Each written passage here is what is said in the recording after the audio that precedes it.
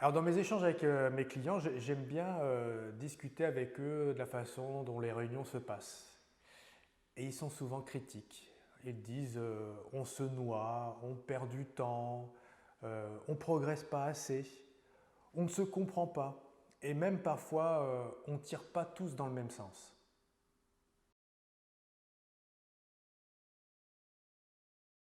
En tout cas, moi je trouve que souvent les réunions d'équipe manquent un peu d'épices. Elles sont trop souvent engluées dans la complexité et puis dans la lourdeur et la quantité des sujets à traiter. Il y a une forme de résignation. On vient en réunion avec trop souvent la tête ailleurs et pas assez centré sur l'équipe et puis sur le sujet à traiter. D'ailleurs, souvent on y fait autre chose, hein. On fait ses mails, on répond à ses SMS. Et jusqu'à un certain point, on peut se poser la question s'il ne s'agit pas juste d'assurer un jeton de présence, hein, en tout cas d'éviter le syndrome de la chaise vide. Non, et rendre les réunions stimulantes, je dirais même plus épicées, c'est un vrai sujet, mais encore faut-il d'abord en prendre conscience et puis en avoir la volonté.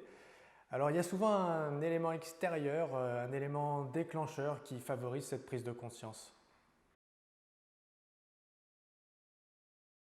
Alors cet élément déclencheur qui est extérieur à l'équipe, ça peut être pour l'entreprise un nouvel enjeu ou la mise en place d'un nouveau projet, d'un nouvel outil ou éventuellement l'arrivée d'un nouveau manager. Mais quelle que soit, on va dire, la force de cet élément extérieur, s'il n'y a pas une vraie remise en cause au sein même de l'équipe, si chacun n'y trouve pas son compte, ça restera difficile.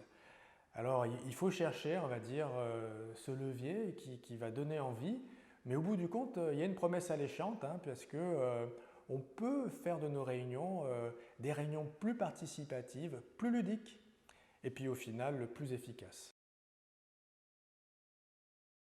Déjà, on peut utiliser davantage le premier de nos cinq sens, c'est la vue.